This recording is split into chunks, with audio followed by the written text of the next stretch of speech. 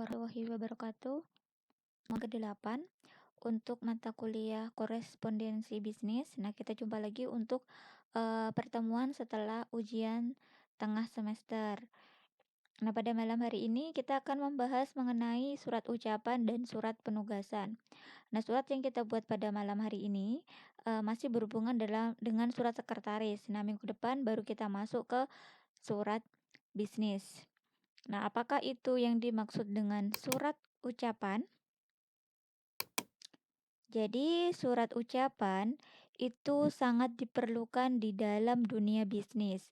Seorang pimpinan perusahaan pada saatnya pasti perlu untuk mengucapkan selamat ataupun sukacita ataupun juga berbelasungkawa atau surat duka cita kepada relasi ataupun rekanan kerjanya dan surat ucapan terima kasih. Nah, jadi di dalam dunia bisnis ketika rekan kerja atau partner kerja itu sedang mengalami suatu hal yang mengembirakan, contohnya adalah pernikahan, maka kita mengirimkan surat ucapan atau misalkan ada berita duka cita atau kematian, maka mengirimkan juga surat ucapan. Nah, biasanya itu juga disertai dengan mengirimkan buket bunga dan juga ada suratnya.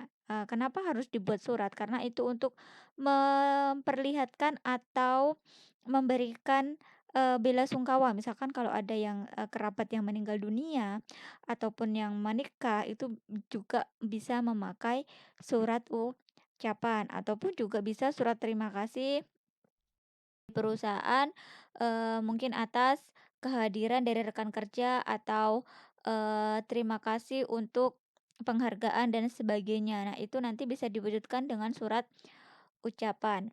Nah, dalam surat ucapan tadi dibagi menjadi dibagi menjadi dua, ada surat ucapan sukacita. Berarti kalau sukacita itu adalah berisi kabar yang membahagiakan. Jadi surat surat ucapan selamat sukacita adalah surat yang berisi kabar yang harus disampaikan dari pimpinan perusahaan kepada rekan kerjanya. Jadi sebenarnya tidak hanya kepada rekan kerja, tetapi juga misalkan dari atasan ke bawahan.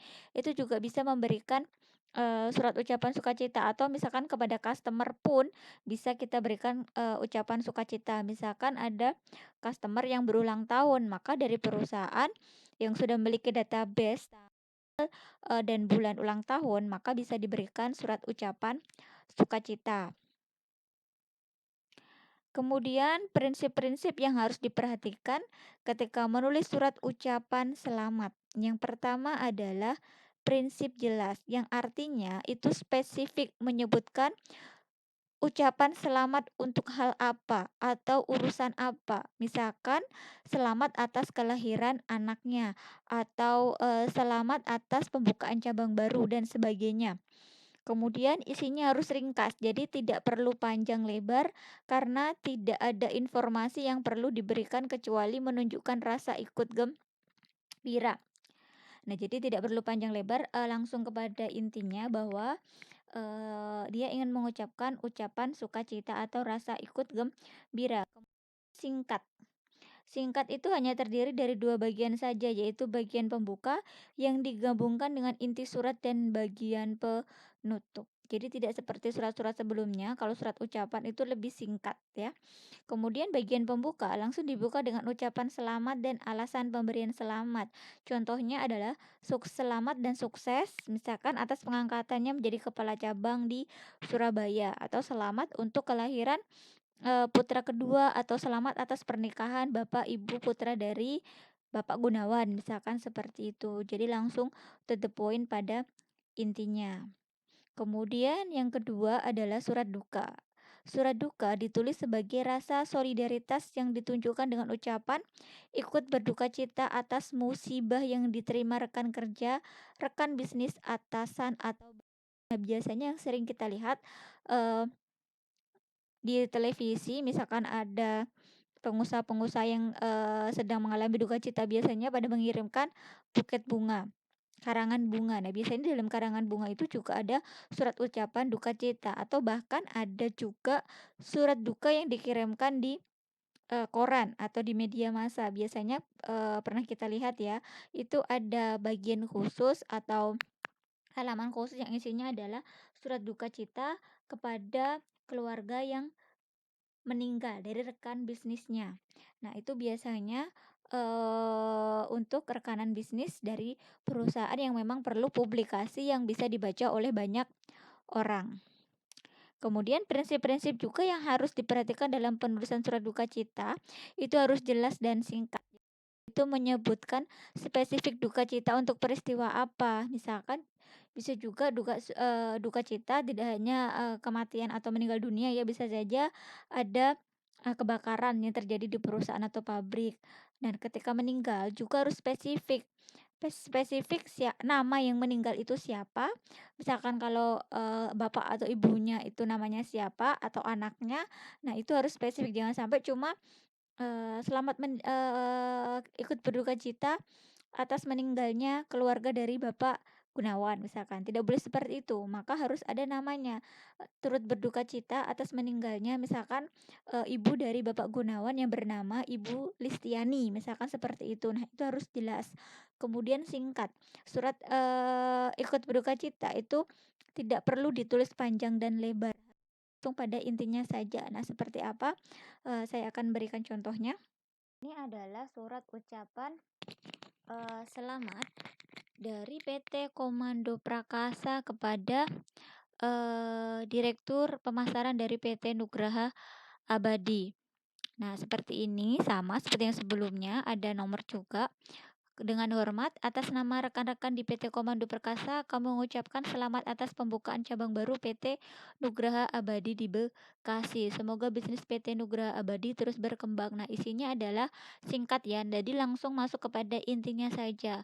Tidak ada pembuka dan penutupnya, jadi langsung kepada inti dari, surat ucapan selamatnya. Nah, bisa juga, ucapan selamat tidak hanya pembukaan cabang baru, bisa saja ucapan selamat, misalkan atas, kelahiran putra pertama, misalkan nanti ya, tertujunya sama tapi isinya berbeda.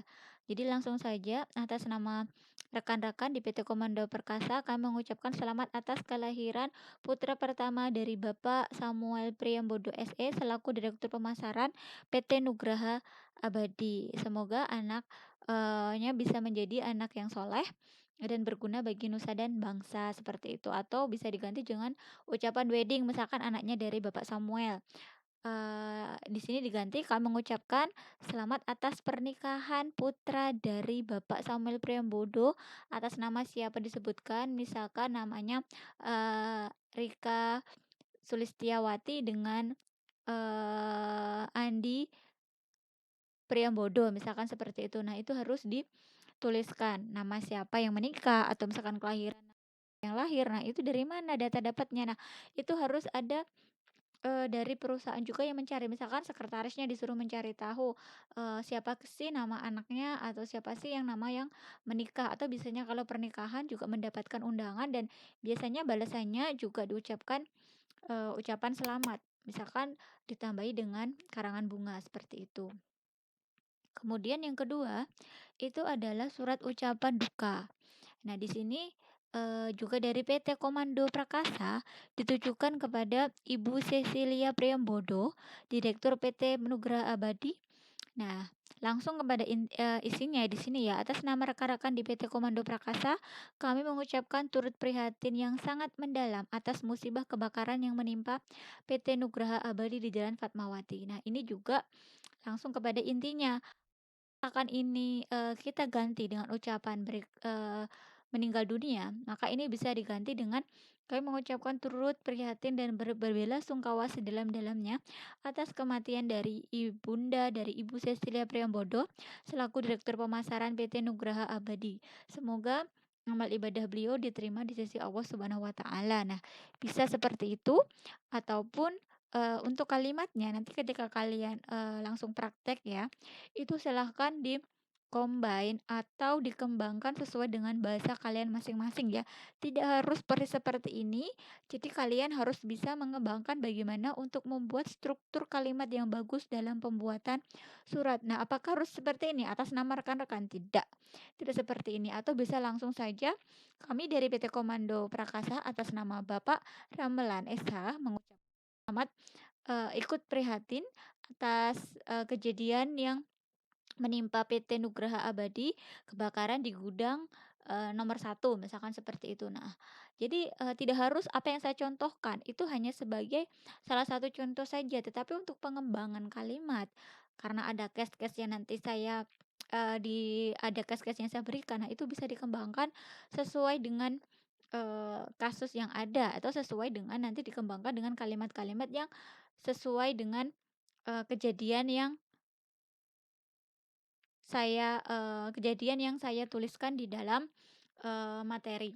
Nah, seperti itu ya. Jadi kalimatnya bisa kalian kembangkan sendiri sesuai dengan kreativitas kalian masing-masing. Karena nanti kalau di perusahaan pasti harus, kalian harus bisa membuat surat yang itu juga, menuntut kreativitas kalian dalam penyusunan sebuah kalimat menjadi suatu paragraf.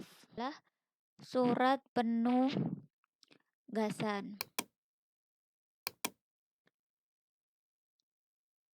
Nah, apakah itu surat penugasan atau biasa disebut dengan surat tugas? Jadi bisa disebut surat penugasan ataupun surat tugas. Nah,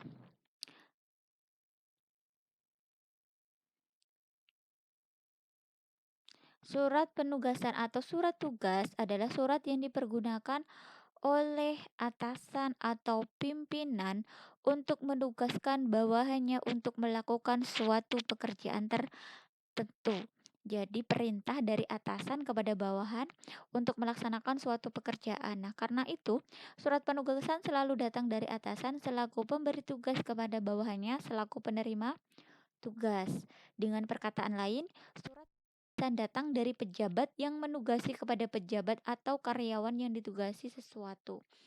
Nah, jadi misalkan suatu karyawan ditugaskan oleh atasannya keluar kota. Nah, maka karyawan tersebut atau staf tersebut harus membawa yang namanya surat tugas dari atasan. Nah, apakah gunanya dari dia membawa surat tugas itu untuk membuktikan bahwa dia benar-benar adalah karyawan dari PT yang diberi tugas untuk menghadiri suatu acara yang ditugaskan oleh perusahaannya. Ataupun kalau sekarang di masa pandemi seperti ini, seseorang yang pergi keluar kota untuk urusan pekerjaan itu harus membawa surat tugas dari atasan. Nah, itu sebagai pengecualian ya. Jadi ketika kita keluar kota, kita tidak bisa berbohong. Misalkan untuk urusan pekerjaan apa? Apakah ada surat tugas? Nah, seperti itu. Maka ketika karyawan diberikan tugas kemanapun oleh perusahaan, dia harus membawa yang namanya surat tugas. Nah, apabila tidak diberikan, maka karyawan berhak untuk meminta surat tugas. Kemudian surat tugas diperlukan agar pengemban tugas itu memperoleh pengesahan formal terhadap tugas yang dilaksanakan.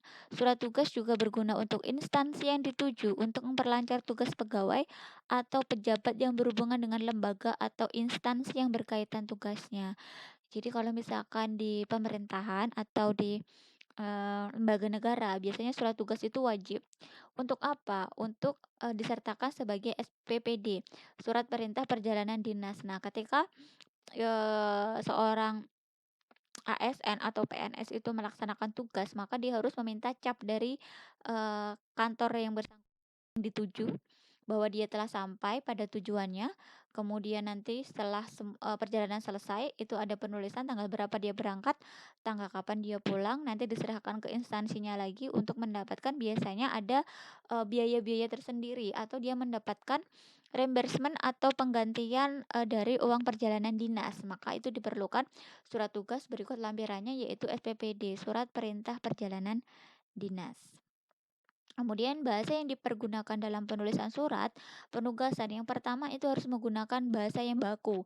Jadi bahasanya harus baku, kemudian bahasanya jelas atau tidak bermakna ganda, lugas yaitu tidak mubadir, tidak banyak bahasa basinya mengikuti perkembangan bahasa surat, efektif dan efisien kemudian bernalar. Jadi isinya itu emang harus menggunakan bahasa yang baku, efektif, efisien, lugas, tidak bahasa basinya itu tidak ada, bahasanya juga harus jelas. Nah, contohnya adalah seperti ini ya, seperti ini. Nah, ini adalah surat tugas dari PT Komando Prakasa kepada karyawannya. Contohnya adalah sehubungan telah dimulainya pembangunan jalan tol Semarang Salatiga sepanjang 120 km, maka dengan ini saya selaku pimpinan proyek menugaskan kepada nama Ilham Imanuddin. Jabatannya apa? Disebutkan sebagai pengawas lapangan. Tujuannya untuk apa? Untuk melakukan pengawasan terhadap pekerjaan pembangunan jalan tol Semarang Salatiga sepanjang 120 kilometer terhitung mulai tanggal 22 Februari 2016 sampai dengan 22 Agustus 2016. Segala biaya yang ditimbulkan dari pelaksanaan tugas ini akan dibebankan kepada biaya proyek pembangunan yang bersangkutan sesuai dengan aturan yang berlaku. Nah, apabila ini eh, misalkan pekerjaannya berbeda ya, misalkan ini nama Kristiani, jabatan adalah manajer pemasaran untuk melaksanakan eh, mengikuti workshop misalkan di Hotel Mulia Jakarta pada tanggal sekian-sekian. Nah, kemudian juga di sini biasanya dicantumkan bahwa segala biaya transportasi dan penginapan itu akan ditanggung oleh perusahaan. Nah, itu juga berkaitan karena apa? Karena tugas perusahaan otomatis perusahaan juga harus menanggung semua biaya yang timbul dari kegiatan tersebut. Jadi ketika ditugaskan itu jangan sampai kita menggunakan dana pribadi. Kenapa? Karena itu adalah berhubungan dengan pekerjaan yang bisa dananya di-backup atau biayanya di-backup oleh perusahaan. Biasanya ada yang diberikan di awal, ada juga yang diberikan di akhir. Jadi kita merembas. Jadi misalkan ada nota-nota, ada kwitansi atau tiket-tiket kita diganti oleh perusahaan sesudah kita melakukan perjalanan dinas. Atau ada juga di depan. Nah, itu tergantung dari kebijakan masing-masing perusahaan. Nah, jangan lupa setelah itu isinya setelah ditulis dan ada penutupnya. Demikianlah surat tugas ini diberikan agar dapat dilaksanakan dengan penuh tanggung jawab. Jakarta 25 Januari 2016, kemudian nama kota, tanggal, bulan, dan tahun itu ada di terakhir ya, bukan di atas tapi di terakhir seperti surat kuasa. Hormat kami, siapa, di sini ada tanda tangan dan jangan lupa ada stempel perusahaan, nah itu wajib. Dan nanti jika kalian kerja di perusahaan, kalian membuat surat tugas, misalkan diperintahkan oleh atasan membuat surat tugas, maka nanti harus ada tanda tangan dan tanda tangan atasan dan juga cap basah dari perusahaan, seperti itu. Nah, kita kembali lagi ke slide. Nah, ini ada praktek yang harus kalian kerjakan. Surat praktek yang harus kalian kerjakan. Yang pertama case-nya adalah Anda diperintahkan oleh pimpinan Anda untuk membuat surat ucapan selamat kepada PT Anugrah Sejati untuk peluncuran produk baru mesin pompa air jenis terbaru pada tanggal 23 Maret 2021. Nah, jadi perusahaan kalian mengirimkan surat kepada PT Anugrah Sejati, isinya apa? Ucapan selamat atas peluncuran produk baru. Nah, jadi langsung kepada intinya saja. Kemudian untuk kelengkapan surat lainnya silakan ditambahin sendiri ya. Kemudian yang kedua, pimpinan Anda menyuruh Anda atau memerintahkan Anda untuk membuat surat ucapan duka atas meninggalnya ayah dari rekan bisnis PT Era Wijaya Bapak Insinyur Hasan Su yang meninggal pada tanggal 17 April 2021. Nah, di sini belum disebutkan siapa yang meninggal ya. Jadi nanti silakan dikarang sendiri namanya siapa. Ini rekan bisnisnya adalah namanya Bapak Insinyur Hasan Sudibyo. Nah, ayahnya di sini belum saya kasih namanya. Jadi nanti silakan dikarang sendiri. Nah, terkadang nanti muncul di soal UAS bisa saja itu adalah ada surat-surat jebakan seperti ini ya. Jadi nanti silahkan yang belum ada memang harus kalian wajib lengkapi sendiri kalau misalkan di kasus itu belum saya cantumkan. Nah, karena di sini ada untuk kelengkapan surat silahkan ditambahkan sendiri. Nah, seperti itu ya. Kemudian yang ketiga, Anda diperintahkan oleh atasan Anda untuk membuat surat ucapan terima kasih kepada Bapak Arif Aryadi atas partisipasi sebagai pembicara kegiatan seminar perusahaan Anda yang diadakan di Hotel Ramayana pada tanggal 12 Januari 2021. Nah, silakan dibuatkan ucapan terima kasih atas ketersediaan waktu dari Bapak Arif sebagai pembicara di kegiatan seminar. Kemudian yang keempat, Kepala Bagian HRD tempat Anda bekerja menugaskan Saudara Amalia Kartika SE sebagai instruktur dalam acara training karyawan baru selama 7 hari bertepat di Hotel Ibis Surabaya. Buatlah surat penugasan dari bagian HRD untuk Amalia Kartika sesuai dengan data di atas. Untuk kelengkapan lainnya, silahkan Anda lengkapi surat tugas tersebut. Nah, di sini saya tidak mencantumkan hari ya. 7 hari itu pada tanggal berapa sampai tanggal berapa. Nah, berarti kalau tidak ada seperti ini, silahkan kalian lengkapi sendiri. Jangan sampai surat tugas itu cuma memberikan selama 7 hari di Hotel Ibis. Nah, harinya kapan? Tanggalnya kapan? Nah, itu nanti silahkan kalian kreasikan sendiri, kalian tambahkan sendiri, jamnya juga kalian ini sendiri ya. Oke, seperti biasa. Nanti setelah selesai mengerjakan, silakan langsung dikirim ke email. Demikian pertemuan ke-8 untuk materi pada malam hari ini mengenai surat ucapan dan surat penugasan. Terima kasih atas perhatiannya. Sampai jumpa lagi di minggu depan untuk praktek bukan surat sekretaris lagi, tetapi kita akan praktek mengerjakan surat bisnis. Terima kasih. Selamat malam. Wassalamualaikum warahmatullahi